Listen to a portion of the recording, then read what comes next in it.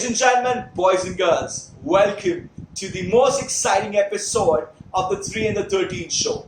I'm 3, jersey number 3, Varun. And I am 13, jersey number 13, Raghav.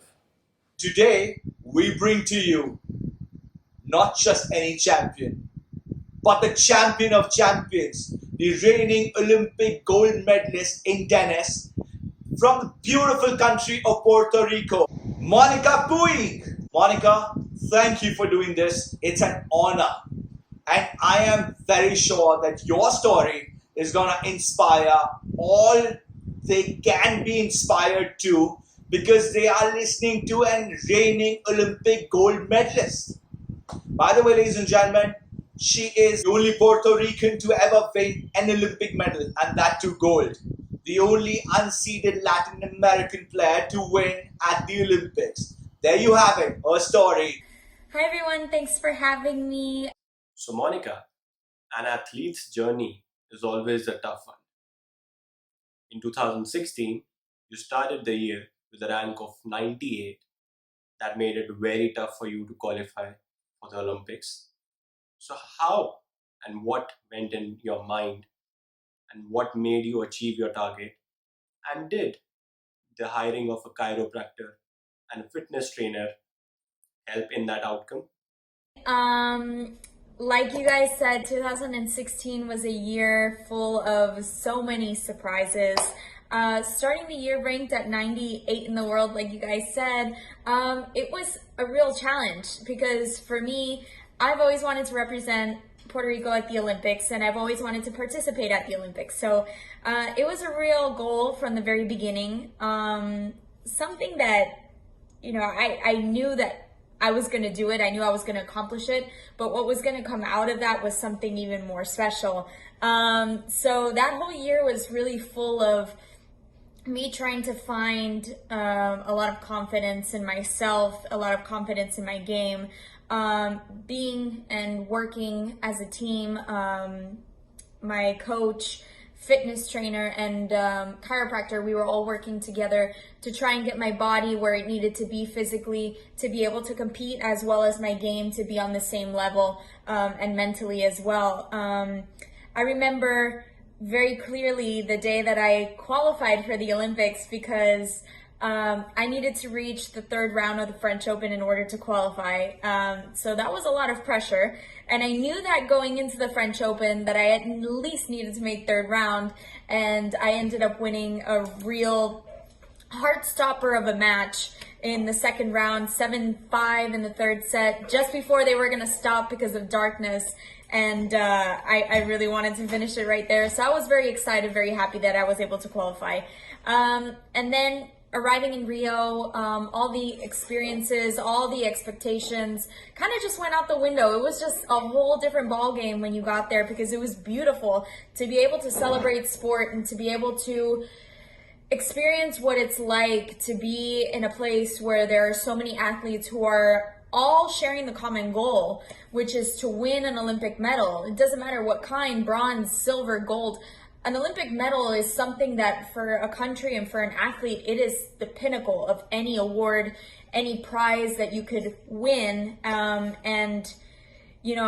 remember, it gives me goosebumps talking about it, because in the opening ceremonies, obviously you walk around the stadium behind your flag and everybody's cheering and everything's going on.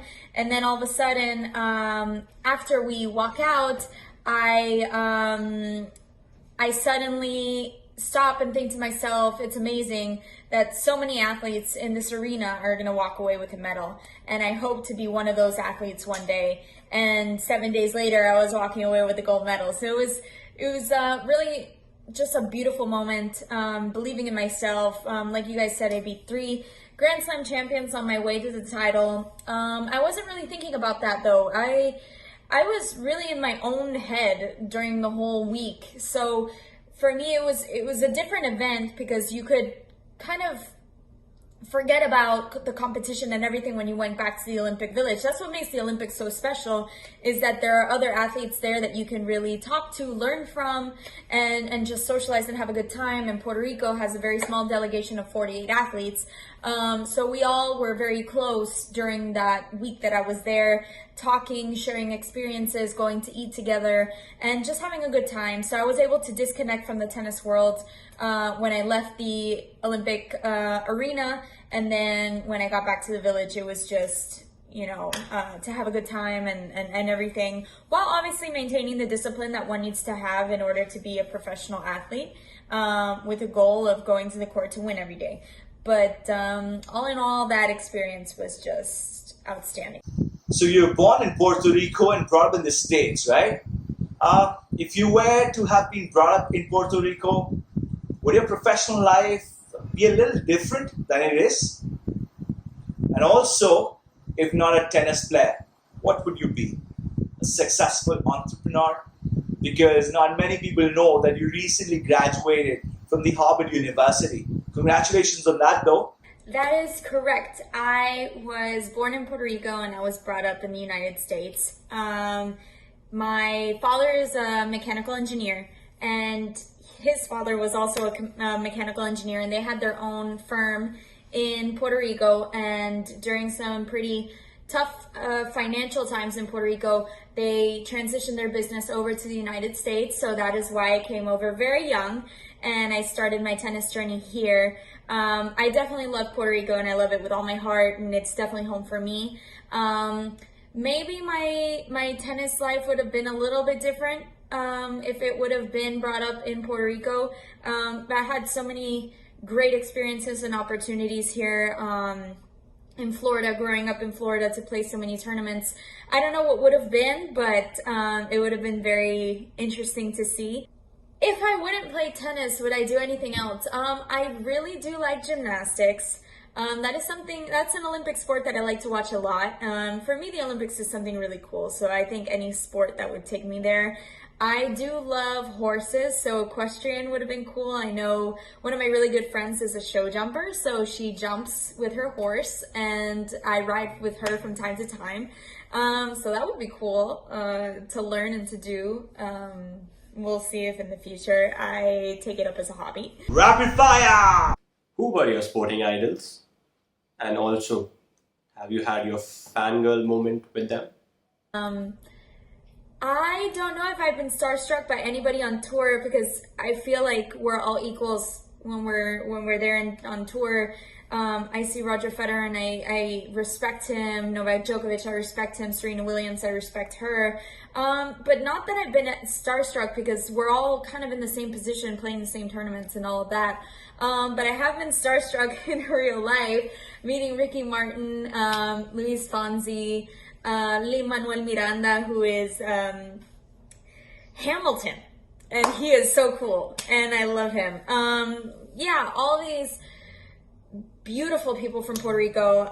It's amazing how many artists and stars come from Puerto Rico. It's such a talented island that it's amazing. How about letting us on a secret? The most embarrassing or funny moment that happened with you on tour that not many people know of. How about an exclusive on the 3 and the 13 show? Something embarrassing that's happened to me on tour, or a secret. So a secret that people may know or may not know about me is that I actually do travel with my own stuffed animals. It's kind of like a thing that I've done, since the beginning of time. I have the same stuffed animal that I've traveled with for years, and it's kind of like a good luck charm in a way, and it's kind of like one of those things that you just can't let go of. It's like part of you, and sometimes, it helps me feel comfortable and sheltered when I sleep. But on tour, I don't think anything's really happened that's been like very embarrassing, but I have whiffed a couple of overheads, in matches. And that's not very fun, especially when you're playing in front of people and you're just like, oh my God, I can't believe I did that. Or you just like miss a really easy shot that's normally like a normal put away for you. Those are kind of like embarrassing, and those are moments that you really don't want to have on a center court at all. You you have to play a mixed doubles match, Monica, who would you want your partner to be? And who would you like to play against? A mixed doubles partner that I would like to have. Well, I actually have played with these two individuals and I love them so much. I've played with Bob and Mike Bryan, and that was an experience of a lifetime because they're such amazing tennis players, such amazing doubles players, have had such an amazing career. But what's more important is the person and the people that they are, their values, how nice they are, how they treat everybody. And I had a really good time playing World Team Tennis with them just now in Greenbrier, West Virginia. And they're just amazing people. As far as mixed doubles opponents are concerned, I haven't played much mixed doubles. Yeah, I can't really say. I don't really know. Anybody really. I just love competition and love being, with really anybody. It would be fun. So if you were to replace your Olympic gold medal with any other trophy in the world, which one would it be? I wouldn't trade it for anything, but that's me. I wouldn't trade my Olympic medal for any trophy in this world, no matter if it's a Grand Slam or anything. It is the most special thing I have in my life, and I will never ever get tired of it. I always look at it and I'm so thankful that I do have it. So Monica, you have recently been active on TikTok. Who is that one person who you would like to pair up with in a TikTok video to make it go viral?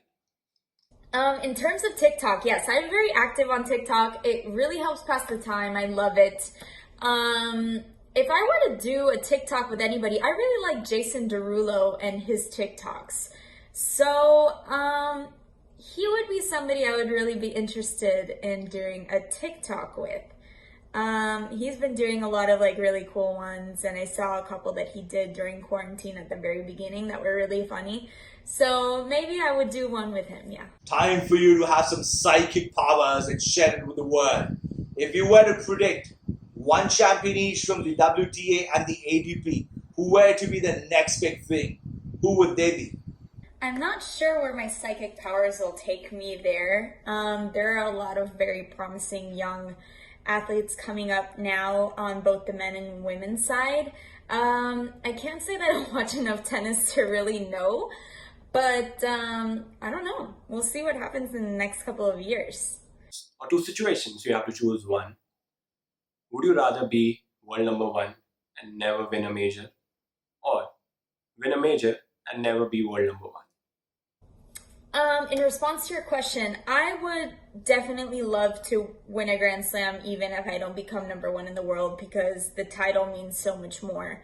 Being number one, yes, it's very cool, but I want to win titles, I want to win trophies, and the ranking comes with you winning, and that's something that I wouldn't want to trade. It's just like the Olympic gold, I have that, it's there, it's physical.